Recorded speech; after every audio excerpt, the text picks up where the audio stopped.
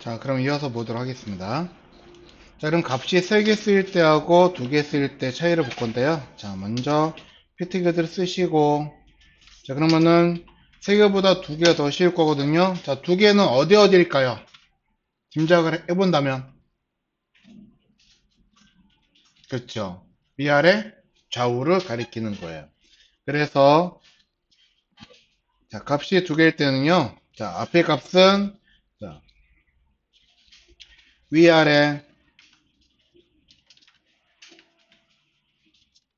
그리고 좌우측 여백을 각각 지정을 합니다. 따라서 얘네들은요, BR 놓고, 자, 상, 하, 좌, 우가 될 거예요.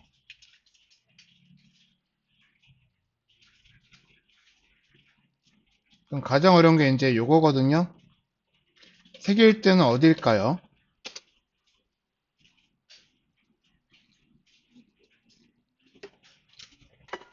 자, 공통점은, 자, 뭐가 됐든 처음에 쓰는 값 항상 상 쪽을 가리키죠? 네 개를 써도 상하, 좌우, 세 개를, 자, 두 개를 써도 상하, 좌우, 네 개를 쓰면요, 상, 우, 하자. 그러면 세 개를 쓰면은 여튼 애는 상 쪽을 가리킨다는 것을 알 수가 있어요. 그렇죠? 그러면 위쪽 여백과 두 번째 거는 좌우측, 그리고 아래 거는 제일 끝에 거는 아래쪽.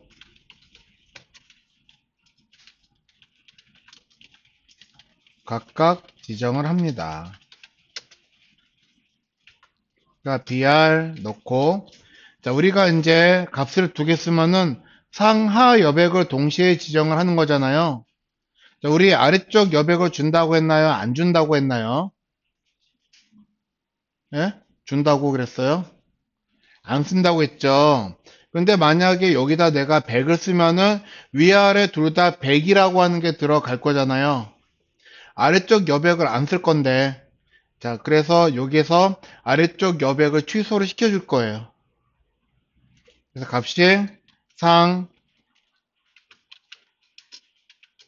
좌우, 하 이렇게 들어가는데, 자, 여기다가 예를 들어서 100 픽셀을 넣었다. 그러면은 얘는 위아래 값이라고 그랬잖아요. 우리 아래쪽 거 안 쓸 거니까 아래쪽 여백 0 시켜가지고 제거해 줄 수가 있다는 거예요. 3개 쓰면은 얘가 상, 좌우, 하를 가리키는 거거든요. 자, 이 목적으로 이렇게 값을 3개를 쓰는 방법이 있다 하는 겁니다. 아시겠죠? 자, 그럼 나머지 2개는 이제 어려운 거 다 끝났어요. 그래서 이걸 보고 우리가 축약식이라고 이야기를 할 거고요.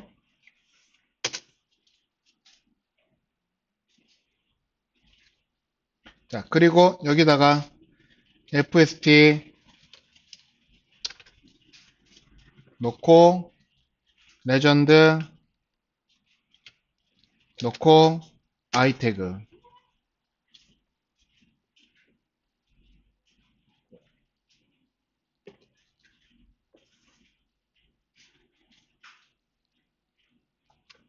탭 누르시고 여기서 볼 거는 이제 패딩을 볼까요? 패딩. P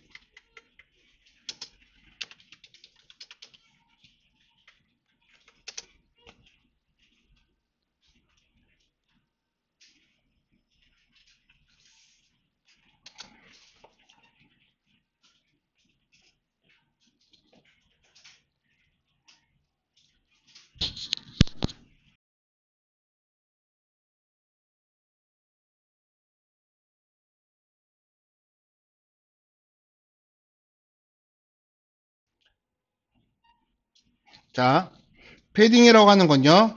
컨텐츠 박스 안쪽으로 생기는 여백이다라고 우리가 생각하시면 되거든요.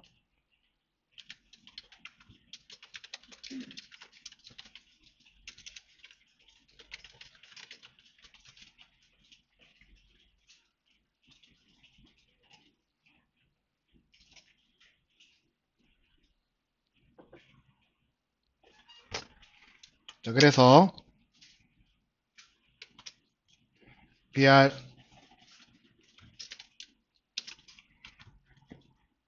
자, 우리가 별다른 조치를 하지를 않는다면요.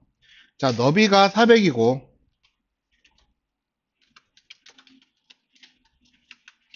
작게 씁시다. 너비가 200 픽셀인 요소에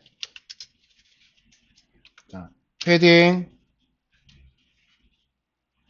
이것도 방향을 지정할 수가 있거든요. 왼쪽으로 100픽셀을 적용했다면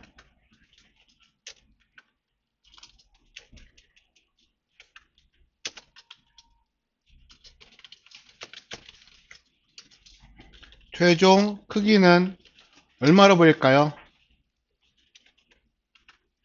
300픽셀로 보여지게 됩니다. 크기를 적용하지 않았다라고 한다면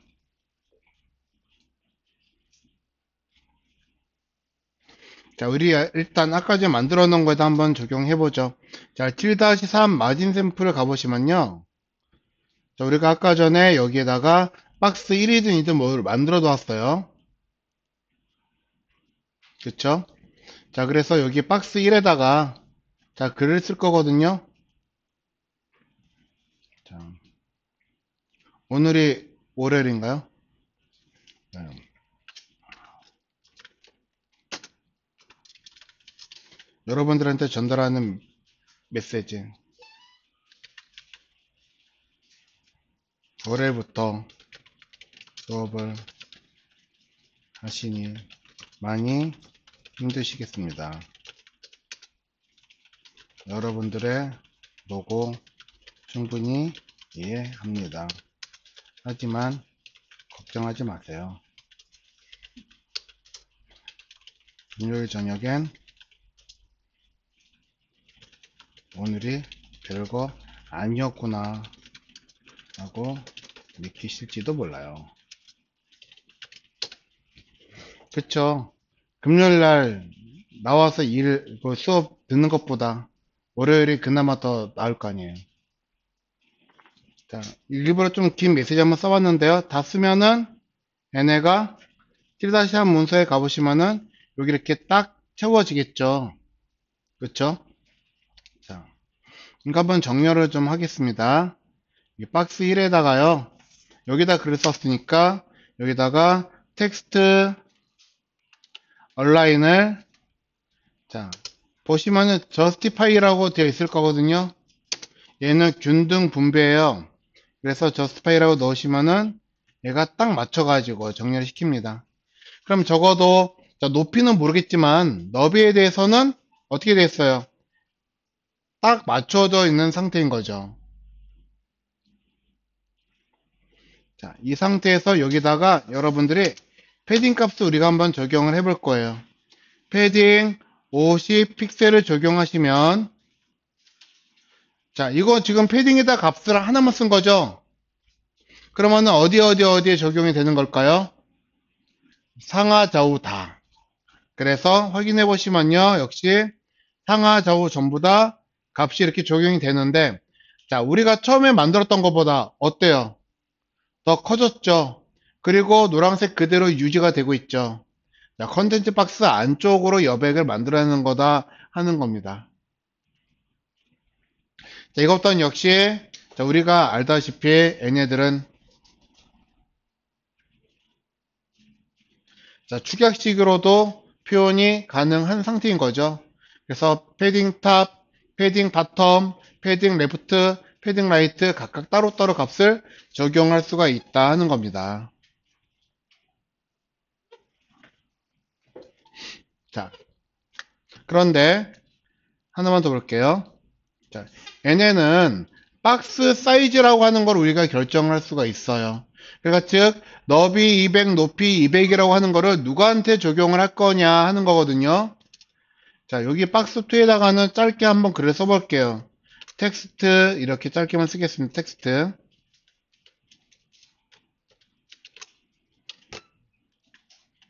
써놓고 확인하시면 박스2에는 그냥 이렇게 텍스트 하나만 들어있는 형태가 되겠죠.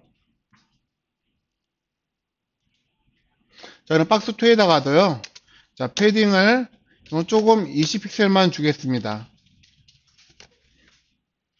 자, 그리고 여기다가 박스 사이징이라고 하는 거를, 자, 기본 값은 컨텐츠 박스인데 얘를 보더 박스로 한번 바꿔볼 거예요.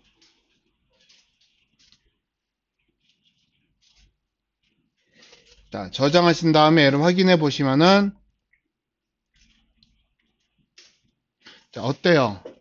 위에 거는 크기가 증가했지만은 아래 거는 전체적인 크기가 증가하지를 않았죠. 자, 뭔 차이일까요? 자, 박스의 크기라고 하는 거를 적용할 대상을 누구로 할 거냐라고 하는 걸 정하는 겁니다.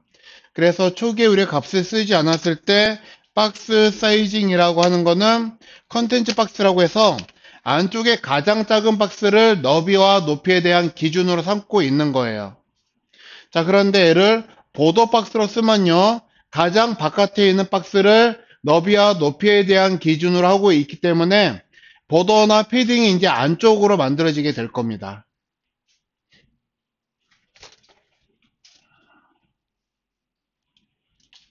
자, 그러면 여기다가 우리가 또 보더 하나 써볼게요. 보더 bd 플러스 넣고 탭 누르시면은, 자, 보더라는 선이 이제 만들어질 건데, 여기다가 10픽셀 검정색 놓고 확인해 보시면요. 자, 여기서 만들어지는 게 얘가 이제 보더 박스가 만들어지는 거거든요. 이 보더가 들어가는 경계를 보더 박스라고 부르는 거예요. 확인해 봐도 보더 박스도, 자, 크기를 증가시키지는 않아요. 그쵸? 그런데 아까 컨텐츠 박스라고 쓴 거에다가 여기다가 보더 플러스 얘를 좀 구분하려고 50픽셀의 값을 주시면요, 얘는 더 커집니다. 그쵸? 그래서 박스 사이즈를 결정하는 기준이 누구냐? 그래서 보더 박스는 여기서 여기까지 200픽셀로 만들고 있는 거고요. 자, 컨텐츠 박스는 여기서 여기까지가 200이라고 기준을 정하고 있는 거예요.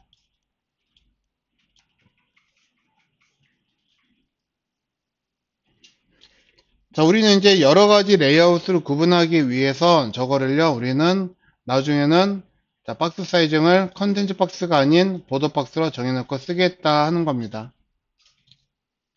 자, 마지막으로 우리 다시 7-2로 가서요.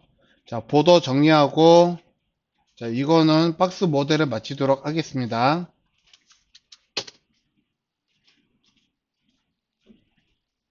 자, FST 자식 레전드 자식 I 놓고, 보도는 BD라고 써요. 그냥 B만 놓고 탭 누르시면 바텀이 만들어지실 거거든요.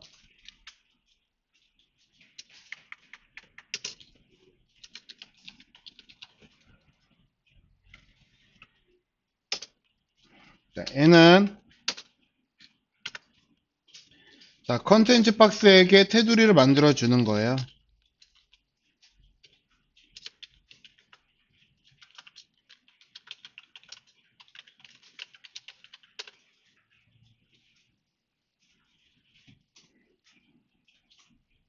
자, 그래서 이 테두리를 만들기 위한 방법이 세 가지가 있습니다. 먼저 ul li 곱하기 3 안에 h3 아래쪽에다가 더하기 p.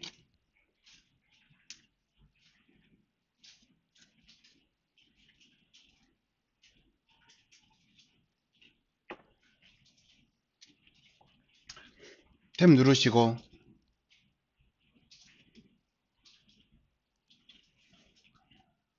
여기에 border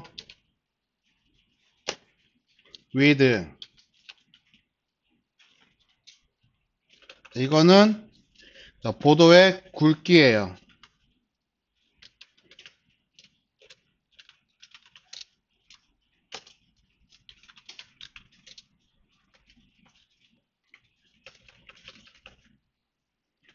보더 스타일 하시면 이거는 보더의 모양을 가리키는 거거든요.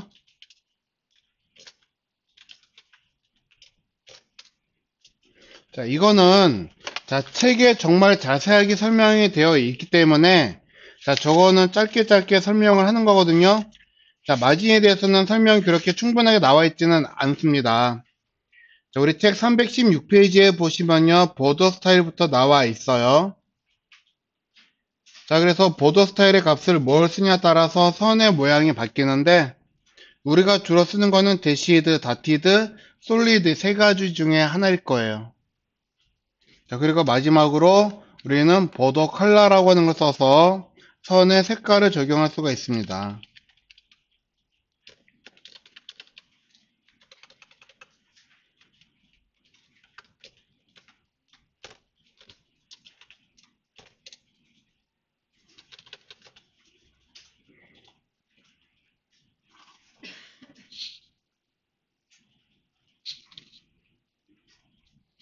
자, 근데 여기도 보니까 하이픈으로 접두사하고 접미사하고 구분을 하고 있죠. 그쵸? 자, 그런데 보도의 굵기에 쓰는 값은 우리는 아까 전에 숫자 형태의 고정값이라고 하는 걸 쓴다고 이야기를 들었어요. 아까 너비할 때. 자, 왜? 뭐 10픽셀, 30픽셀 그렇게 쓸 거거든요. 그러니까 얘는 자, 숫자 형태의 그러니까 쭉 숫자 값을 쓸 거예요. 그리고 보더 테두리 모양이라고 하는 거 우리가 글씨를 보면요. none, hidden, dashed, dotted 그렇게 돼 있죠. 책 316페이지에 그렇게 써져 있고 그렇습니다. 이걸 우리가 뭐라고 하냐? 얘를 키워드라고 불러요. 그리고 자, 색상 자, 뭐 샵 F00, 샵 FF0000 이런 거 RGB 자, 그러니까 쭉 RGB 값, 헥사 코드, 웹 컬러라고 부르지만은 걔네들은 결과적으로는 색상 값이라고 부르는 거거든요. 자, 그러면 지금 여기에는 쓰여지는 값의 형태가 다르잖아요. 그쵸? 아까 위에 거는 얘네는 색상, 자, 얘네는 값에 쓰여지는 형태가 다 똑같죠? 숫자 값, 숫자 값, 숫자 값. 그쵸? 근데 얘네는 값의 형태가 다르기 때문에 축약식을 쓰셔도 값에 상관없이 아무데나 지정되어 있는 숫자 값, 키워드, 색상 값, 순서에 상관없이 쓰셔도 얘네는 값을 인식을 합니다. 그렇기 때문에 아까처럼 여기에서 여러분들이 색상 값을 이렇게 쓴 거는요. 앞에 쓴 건 이거는 뭘 가리키는 거예요? 굵기, 얘는 테두리 모양, 얘는 선 색깔. 하지만 이거를 순서를 바꿔도 어떻게 된다고요? 얘는 변함없이 적용이 된다고요. 근데 자, 마진은요. 순서 바꾸면 다른 위치에 적용이 되겠죠. 그래서 얘는 순서에 상관이 없이 적용하셔도 된다 하는 겁니다.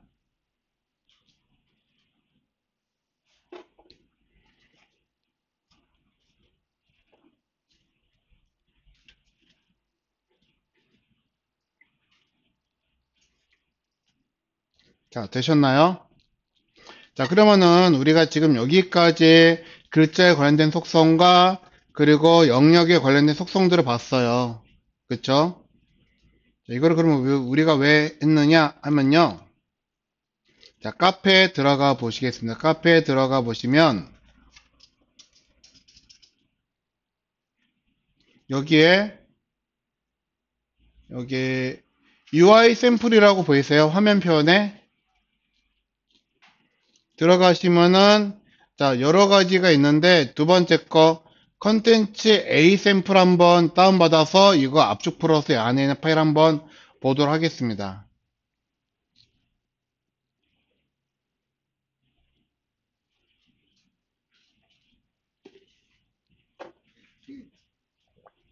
자, 그래서 압축을 풀어서 여러분들이 보시면은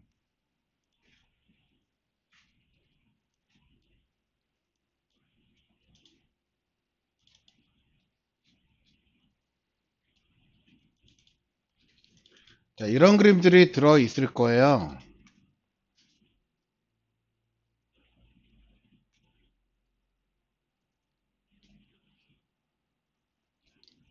이런 그림들이요.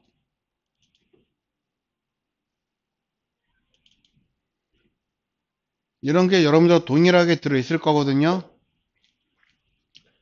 자, 이런 거 보고 이제 UI 샘플이라고 부르는데 이거 사용하는 방법은 간단합니다. 자, 포토샵을 열어서 제가 열어서 한 번만 보여드릴게요. 그냥 구경만 하세요. 자, 이거를 화면을요. 처음에 1920에 뭐 적당히 큰 사이즈 뭐 4000이든 6000이든 만들 거예요. 자, 그러면 너비가 왜 1920이냐고 하면요. 자, 여러분들 바탕화면에서 마우스 우클릭 한 다음에 화면 해상도 한번 볼게요. 얼마로 나오시나요? 해상도가 1920에 1080으로 나오죠. 맞나요? 자, 브라우저를 최대 키웠을 때 가장 큰 사이즈가 얼마겠어요? 너비를 기준으로 1920이죠. 그쵸? 예? 아, 그래요? 아, 그걸로 권장이 돼 있군요. 예, 근데 브라우저는요, 해상도가 72를 레졸루션을 갖고 있기 때문에 브라우저에서는 아무리 크게 키워도 1920이 최대값이에요. 그냥. 자, 그래서 1920, 1080이 가장 브라우저에서 우리가 확인할 때 가장 큰 값이다라고 생각을 하시면 되는 거거든요. 자, 그런데, 그래서, 자, 포토샵에서 화면 하나의 크기에 대한 기준을 너비를 1920으로 만든 거고요. 높이는 아까 1080이었는데요. 자, 우리는 쭉 길게 만들어서 스크롤 시킬 거잖아요. 그쵸? 자, 그렇게 해서 여유 있게 높이는 길게 만들었습니다. 그럼 아까 그 UI 샘플을 이용을 하셔가지고 여러분들이요, 원하시는 디자인을 조립을 하시는 거예요. 헤더에 들어가서 나는 이거 괜찮은 것 같아. 이거 좋을 것 같아. 그러면은 자, 가져다가 던져 놓으시고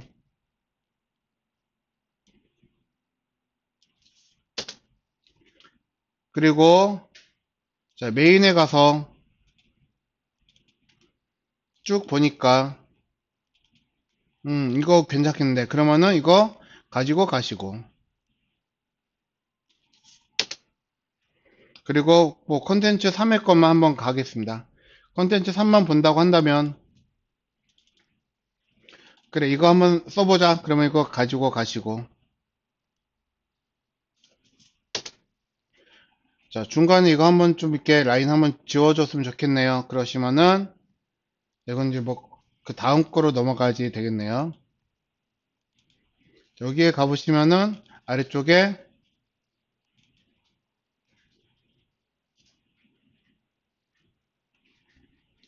자 스플릿을 할 수 있는 이게 있어요. 서브 컨텐츠라고 하나 넣으시고 다시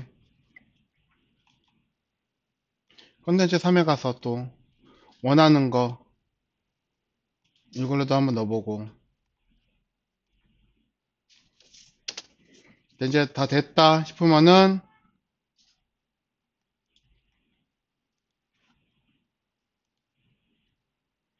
포토에 가서 가져다 놓으시고 이렇게 그리고 나는 이 아래쪽에 필요가 없어요. 그러면 여기까지 가이드 만드셔서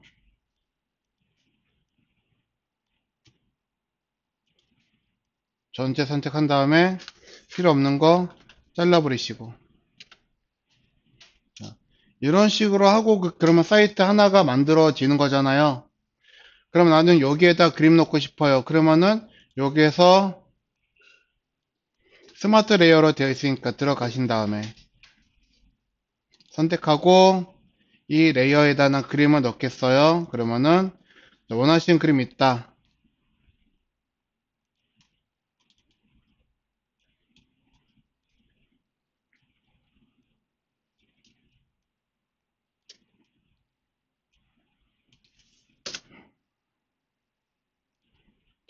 클리핑 시키고 글씨 바꾸고 싶다 그러시면은 여기다가 자, 예를 들어서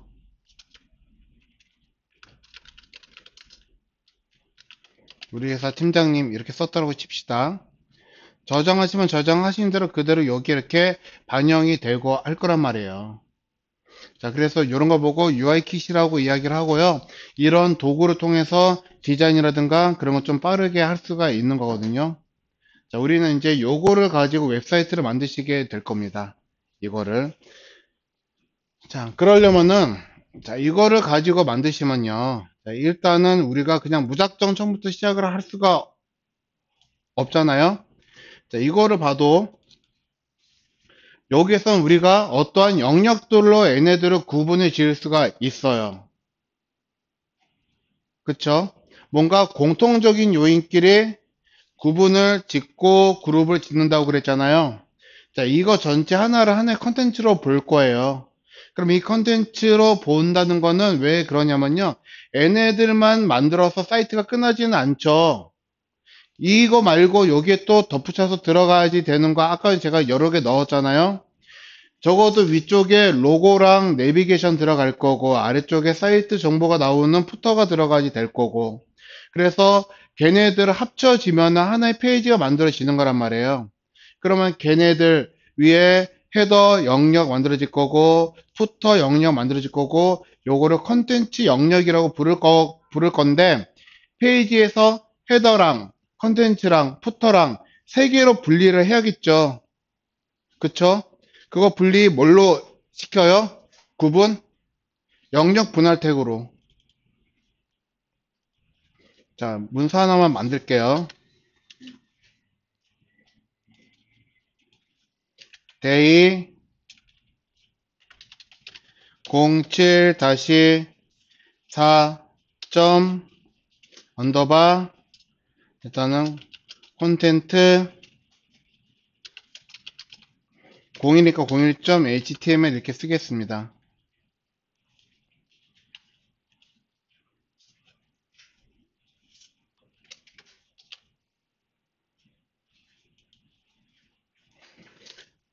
자, 그러면 이 문서는요, 페이지 하나가 만들어지는 공간이잖아요. 여기서 아까 그 페이지만 들어가지를 않는다 했죠. 위아래로 뭐가 들어간다고요? div가 3개 들어갈 거예요. 그러면 적어도 맨 위에 있는 거, 여기에는 뭐가 들어갑니까? 로고랑 내비게이션 들어갈 자리인 거죠. 얘는요, 사이트 정보가 들어갈 자리인 거고요. 그쵸? 그리고 이 가운데는요, 여기서 이제 컨텐츠가 들어갈 거예요. 자, 이제 여기서 이제 누가 누구한테 포함이 되고 있는지 이거 줄 정리를 잘 안 해가지고 분명히 이 안에 써야지 되는데 나중에 여러분들 어떻게 쓰시냐면요. 안에다가 태그 2개 만드세요 라고 하면은 이렇게 만드시는 분들 분명히 계실 거예요. 이거 제가 어떻게 해결을 못해요. 이렇게 해놓고 저 안 돼요.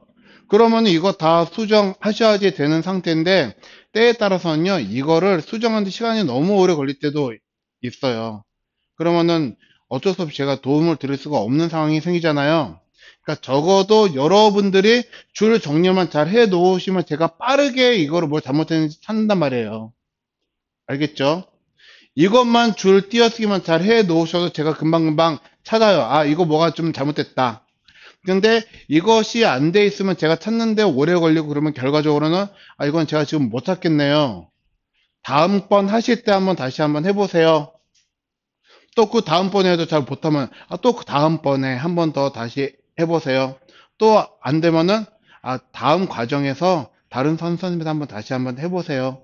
그렇게 할 수밖에 없는 상황이에요. 그렇죠?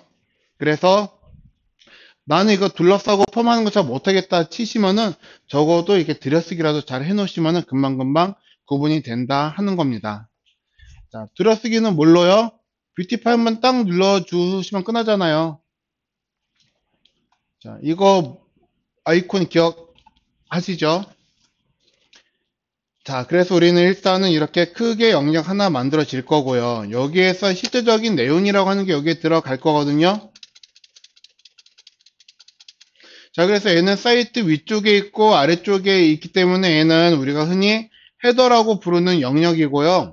아래 거는 아래쪽에 있어서 얘를 사이트에서 푸터라고 부를 거예요. 그러면은 가운데 들어가는 거 이거를 우리가 뭐라고 부를 거냐면요.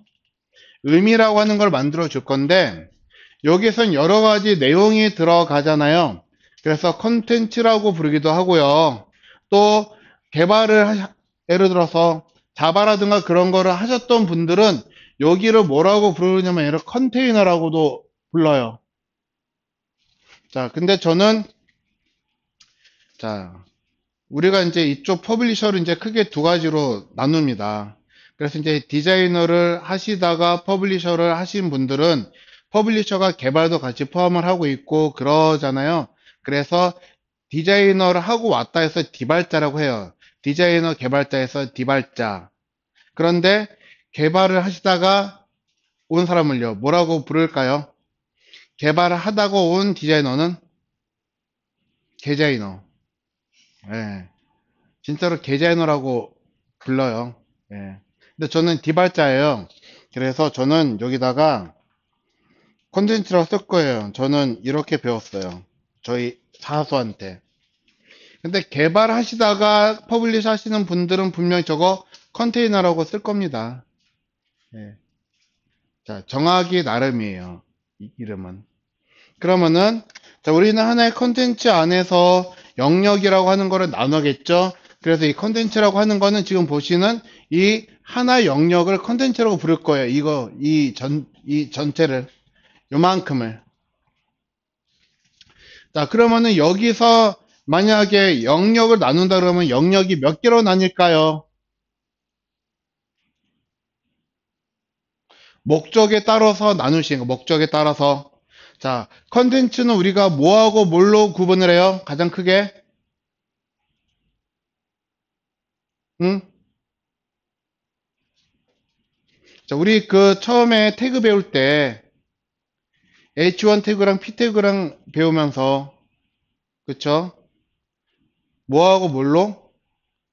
제목과 본문으로. 근데 단 본문의 종류가 여러 개가 있을 뿐이에요. 글씨로 된 것 중에서 문단이 있고 목록이 있고 정의 내용이 있고 이미지가 있고 비디오가 있을 뿐이에요. 결과적으로는 뭐하고 뭘로 나눠야지 돼요? 제목과 본문으로 두 개로. 그러면 여기서 제목이 누구고 여기서 본문이 어딜까요? 자, 제목과 본문 구분이 되세요? 여기서? 그렇죠. 명확하게 제목과 본문 구분이 되시죠? 어디가 제목이겠어요?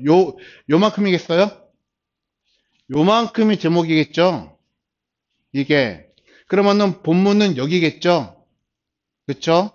자, 그러면은 여기에서 우리는 제목과 본문으로 구분하니까 안에서 div를 또 두 개로 나눌 거예요. 자, 그러면은 여기서는 제목이 들어가는데 제목이 컨텐츠 위에 있어요? 아래에 있어요? 위에 있으니까는 얘는 제목은 클래스 이름을 헤더라고 넣을 거예요. 헤더. 그리고 자, 여기에는 실제 본문이 들어가는 영역을요. 우리는 신문이나 잡지에서 걔네들을 뭐라고 부르냐면은 섹션이라고 부르거든요. 그래서 얘는 섹션이라고 쓸 겁니다.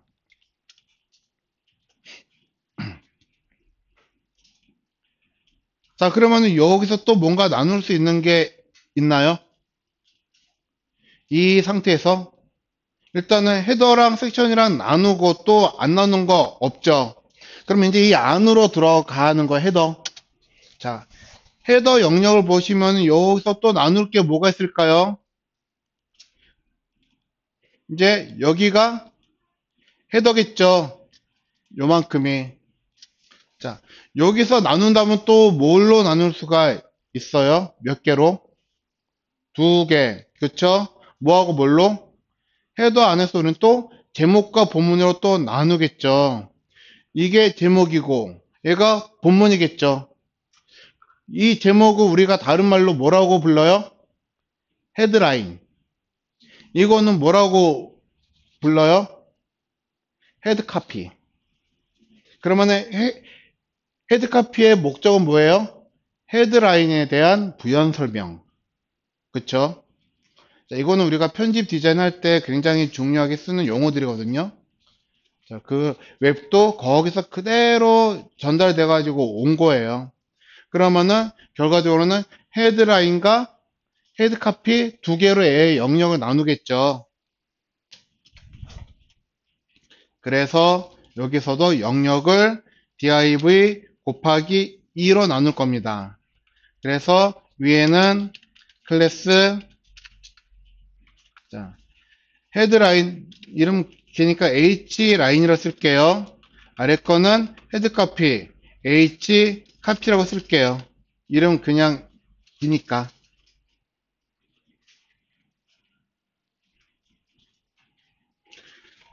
자, 그러면은 헤드라인에서 또 나눌 게 있을까요? 없는 것 같죠? 자, 그러면은 헤드카피에서는 또 뭔가 나눌 게 있던가요? 없는 것 같죠? 자, 그러면은 끝난 거예요. 섹션으로 넘어가겠습니다. 그러면은 여기가 섹션이겠죠? 여기가 요만큼이. 자, 여기서는 몇 개 영역으로 나눌 수가 있을까요? 4개. 어떻게? 요렇게. 그래서 이거 하나하나를 각각 뭐라고 불러요? 신문에서는 기사라고 해요, 기사. 기사. 기사들이 모여서 하나의 섹션을 만드는 거예요. 아시겠죠? 자, 그래서 요만큼을 하나의 우리가 뭐 본문 내용이다 뭐다 하고 그러지만 결과적으로는 얘는 기사예요. 역할이. 자, 그러면은 기사를 우리가 여기서 4개가 만들어지니까 여기서도 div 곱하기 4 해야지 되겠네요. 그래서 각각 여기에도 우리가 또 의미를 만들어 줄 건데 기사를 영어로 뭐라고 해요? 아티클.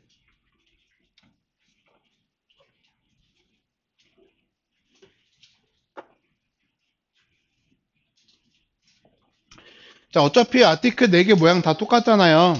그래서 하나 완성시켜 놓고 복사를 하시죠. 어차피 똑같은데. 그쵸? 그러면 먼저 가장 첫 번째 있는 아티클 한번 보겠습니다. 자,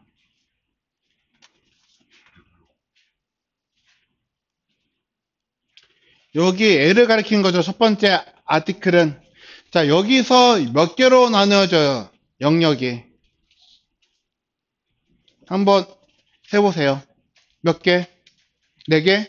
어떻게 해요? 하나, 둘, 셋, 넷, 예? 4개? 어떻게? 하나, 둘, 네. 5개죠. 하나, 둘, 셋. 이거는요, 사실 제가 원래 두껍게 썼어야지 됐는데, 이거는 소제목이라 제가 써놓은 거거든요. 그래서 이거는 하나, 둘, 요만큼의 3개로 보신 것 같아요. 예, 아니요, 실은 이게 따로따로예요. 이거는 제가 그 좀 명확하게 처리를 안 해 놓은 거예요. 하나, 둘, 셋, 넷, 5개가 들어가는 거예요. 이런 식으로 행으로. 행으로 구분을 합니다. 몇 개라고요? 정아 씨?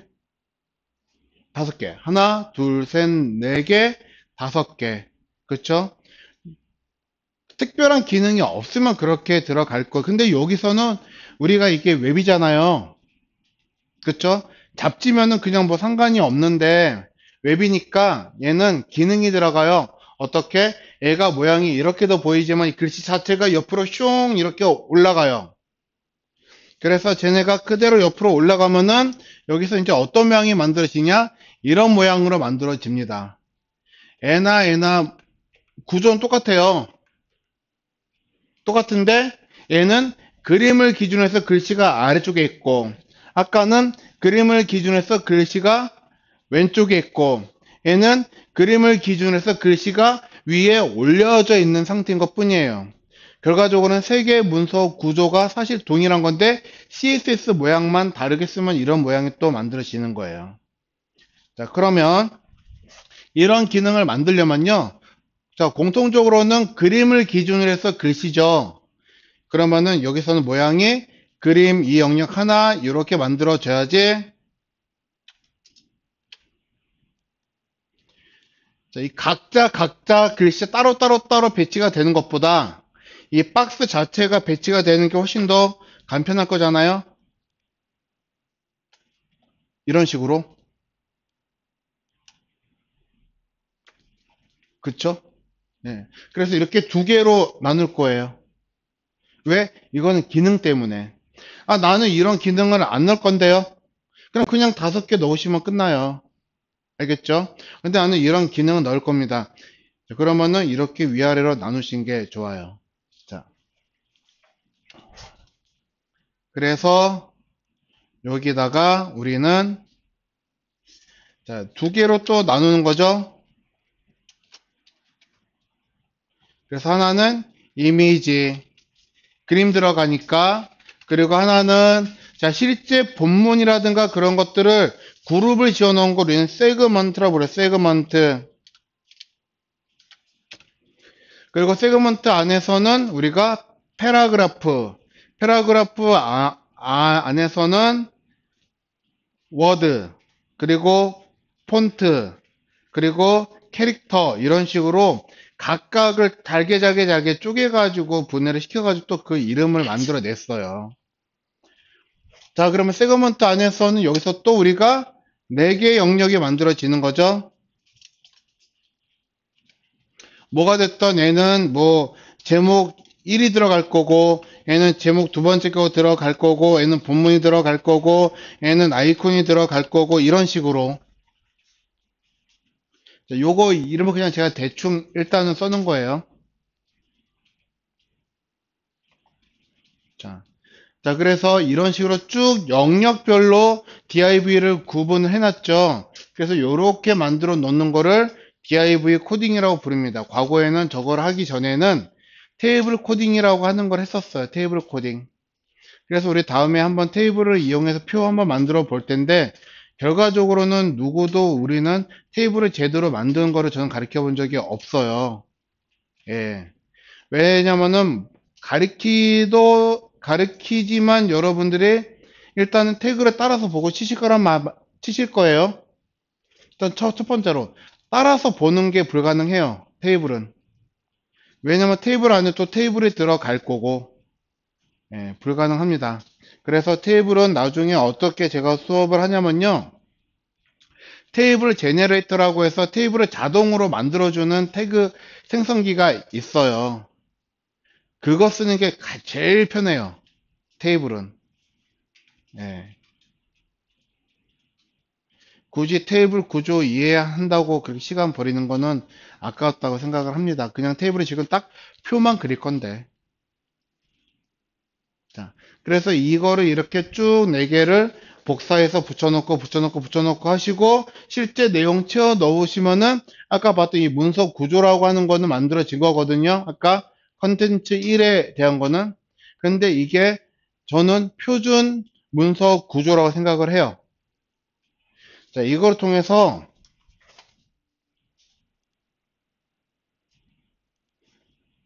이제 정리를 할 겁니다. 자, 여기에 있는 것들 있죠? 이거, 이거, 요거, 요것도 아티클 하나가 들어가 있는 크기인 거예요. 아까는 아티클이 4개지만 얘는 1개예요. 아티클이. 요거 아티클 하나, 둘, 세 개 들어가고 얘는 그냥 이미지만 크게 하나 들어가고 있는 구조인 거고. 요건 조금 다르네요. 다른 거고. 요것도 앞에 거랑 비슷한 거고. 요것도 앞에 거랑 똑같은 거고. 이미지하고 세그먼트. 이미지 세그먼트 어디 갔어? 이것도, 요거도, 요것도 이미지하고 세그먼트. 요것도, 요것도, 그리고 오버그리드라고 해가지고 정말 힘든 거. 요것도 이 전체가 노란색은 이미지, 위에 들어간 거는 세그먼트. 이미지 세그먼트. 다만 얘가 쭉 크기가 커져가지고 얘가 요 위로 쭉 올려져 있는 형태인 것 뿐이에요. 예. 전부 다 아까 전에 봤던 우리가 그 문서 구조로 얘네를 다 하는 거예요, 다. 예. 아시겠죠? 그것만 아시면은 웬만한 홈페이지는 다 만든다라고 하는 게 사실 이 방법이 있기 때문에 그게 가능한 겁니다.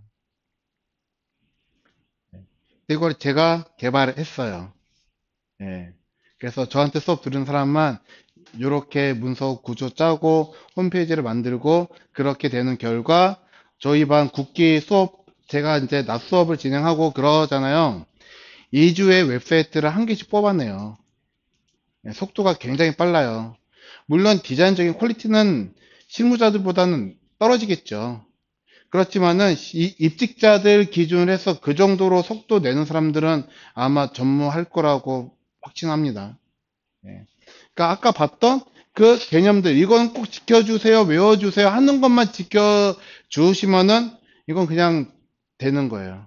그리고 앞으로 몇 개 주의사항들 이것만 해주세요 하는 것도 몇 개 나오기는 하지만 그거 나와봤자 한 두 개, 세 개예요. 앞으로는. 예, 그래서 아까 그것만 하시면 되는데, 그래서 다음, 우리 수요일하고 금요일은요, 그 플로트라고 하는 거를 이용해서 실제 정리도 시켜보고 하실 거거든요. 예, 그것만 하시고, 그거를 한 이틀 정도를 반복해가지고 복습을 할 겁니다.